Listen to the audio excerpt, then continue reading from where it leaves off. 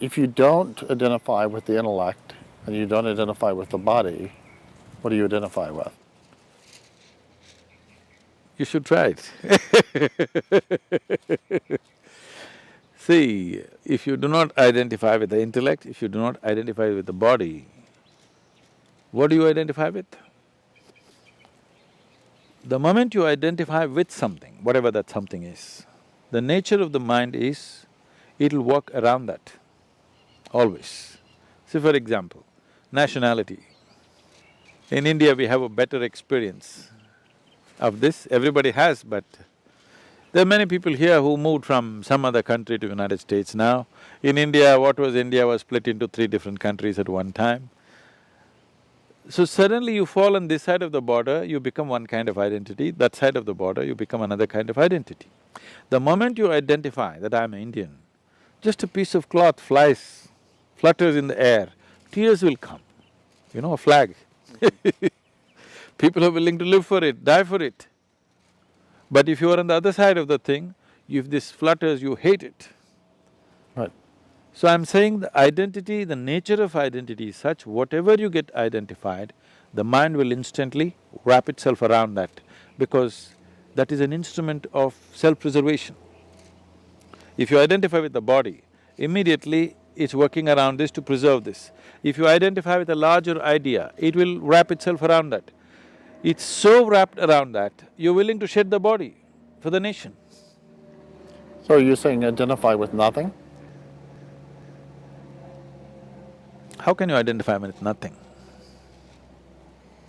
If your identity is taken off, if you consciously shed your identity, if you sit here like this, if you keep your hands here, it just stays here. Just like that your mind will become. If you want, you can use it. Otherwise, you can just keep it. Just like that? Just like that. It is rolling the way it's rolling simply because you're identified with things that you're not. So, I certainly believe you that all these You should things not, that being a scientist, you should not believe well, me. no, I no, don't believe anything. no, this is something that I find very easy it's very compatible with my views as a scientist, to think that the things that we identify ourselves with are fairly arbitrary, like our body or our conscious stream of thought or, our knowledge or something like that. Family, nation, Yeah, this, that, those ideologies, those everything. are very, yeah, and so I'm very comfortable with the idea that we have, for convenience, for survival, as you said, we construct a model of the world. Yeah. In which there are certain objects and they have certain properties, and we're one of the objects, and we have boundaries and properties, but that's just made up. That's just a model that we made up. It's only an approximation. It's useful for certain purposes, but it's not really the nature of reality. It's something that we've imposed on reality for our own understanding.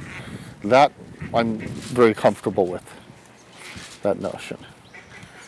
What is hard for me is to know how to put that into practice in a useful way. Because the thing that I know how to do, of course, is to manipulate that model and work with that model, and I mean that's the thing I've done all my life. And so even though I recognize it's only a model, it has limitations, I don't know what else to do. It's not that you have to do something different with what you're doing around you, but something different with yourself. You don't have to change what you're doing outside.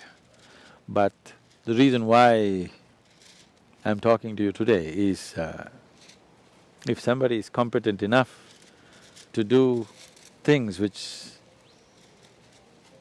could make life better, which could create fantastic things in the world,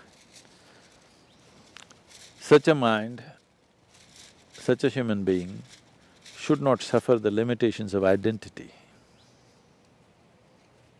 I love that idea. I wish I knew how to do it. I can do it for you. I can put you through a simple process with which you can do. The basic process that we teach people is just this: if you sit here, in your experience, this is not hallucinating, in your experience, your body is here, your mind is somewhere here, what is you is elsewhere. Do not give it any other name, what is you. But distinctly, your experience of who you are is little away from you, your body and your mind, or your intellect at least. Once there's a little distance between your intellect and your body from who you are, these are the only two sources through which human beings normally acquire any kind of unpleasantness or suffering. We can make your body suffer by poking it, or we can make your mind suffer. This doesn't need poking, most people are in self-help. You're poking me right now.